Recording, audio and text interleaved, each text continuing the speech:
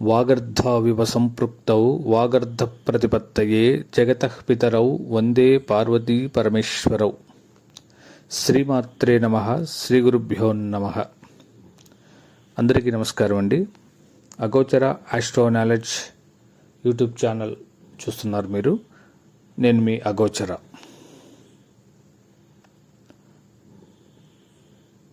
ఈరోజు కేపీ ఆస్ట్రాలజీలో లగ్నానికి శుభులు పాపులను కనుక్కోవడం ఎలా అనేటటువంటి టాపిక్ గురించి చర్చించుకుందాం. సాధారణంగా సాంప్రదాయ జ్యోతిష్యంలో నైసర్గిక శుభులు, నైసర్గిక పాపులు, ఆధిపత్యపరంగా పాపులు, ఆధిపత్యపరంగా శుభులు ఉంటారు. నైసర్గిక శుభులు అనగా గురువు, శుక్రుడు, పూర్ణచంద్రుడు, పాపులతో కలవని బుధుడు. అలాగే నైసర్గిక పాపులు రవి, కుజ, శని, క్షీణచంద్రుడు, పాపులతో కలిసిన బుధుడు, రాహు, కేతు. ఇవి నైసర్గిక పాపగ్రహాలు. అలాగే ప్రతి లగ్నానికి ఆధిపత్య రీత్యా 1, 5, 9 స్థానాధిపతులు శుభులు, 3, 6, 11 స్థానాధిపతులు పాపులు. అలాగే కేంద్రాధిపత్యం చేత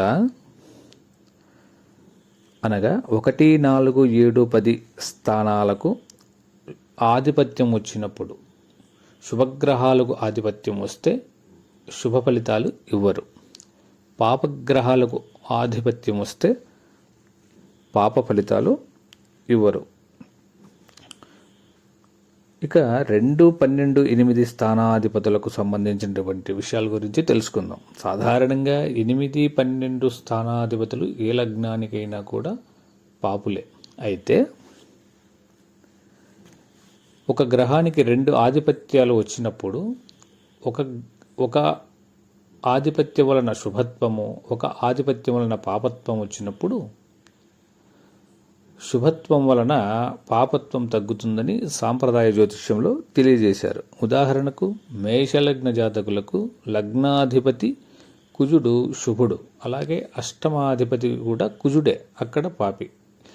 లగ్నాధిపతి ద్వారా వచ్చినటువంటి శుభత్వం ద్వారా అష్టమాధిపతిగా వచ్చినటువంటి పాపత్వాన్ని తొలగిస్తాడు అనేటటువంటిది సాంప్రదాయ జ్యోతిష్యంలో తెలియజేశారు. అలాగే వృషభ లగ్నానికి 2, 5 స్థానాల అధిపతి అయినటువంటి బుధుడు శుభుడు. 5వ స్థానాధిపత్యం వల్ల వచ్చినటువంటి శుభత్వం వలన 2వ స్థానాధిపత్యం వల్ల వచ్చినటువంటి పాపత్వాన్ని తగ్గిస్తాడు. అలాగే మేషలగ్నానికి 9వ స్థానాధిపతి మరియు 12వ స్థానాధిపతి అయినటువంటి గురువు 9వ స్థానాధిపత్యం ద్వారా వచ్చినటువంటి శుభత్వం వలన 12వ భావాధిపత్యం ద్వారా వచ్చినటువంటి పాపత్వాన్ని తగ్గిస్తాడు. ఈ విధంగా లగ్నానికి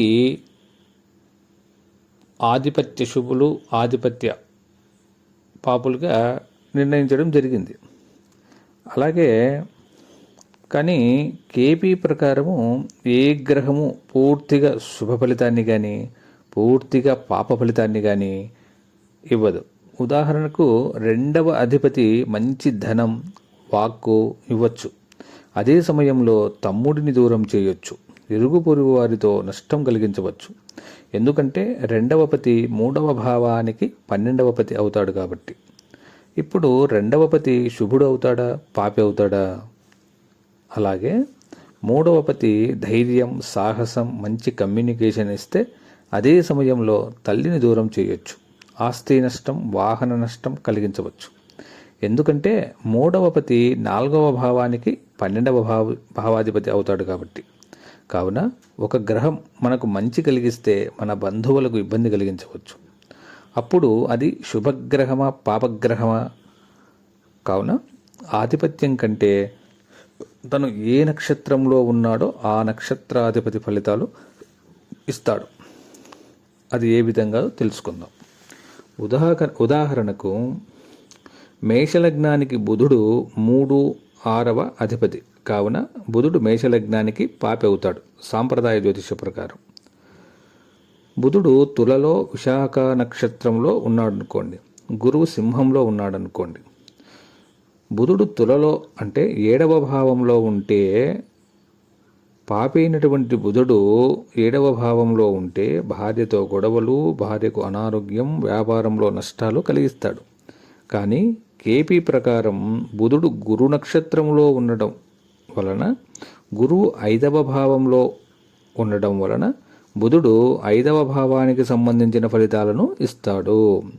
7వ భావం పైన పెద్ద ప్రభావం చూపడు. బుధుడి నక్షత్రంలో ఏవైనా గ్రహాలు ఉంటే ఆ గ్రహాలు 7వ భావ ఫలితాలను ఇవ్వడంలో ముందు ఉంటాయి. అలాగే వృషభ లగ్నానికి బుధుడు శుభుడు, ఎందుకంటే 5వ ఆధిపత్యం వచ్చింది కాబట్టి. వృశ్చికంలో గురు నక్షత్రంలో బుధుడు ఉన్నాడనుకోండి, గురువు 8లో ఉన్నాడనుకోండి. బుధుడు శుభుడై 7లో ఉండడం వలన మంచి సంతానం, అన్యోన్యమైన దాంపత్యం కలిగిస్తాడు.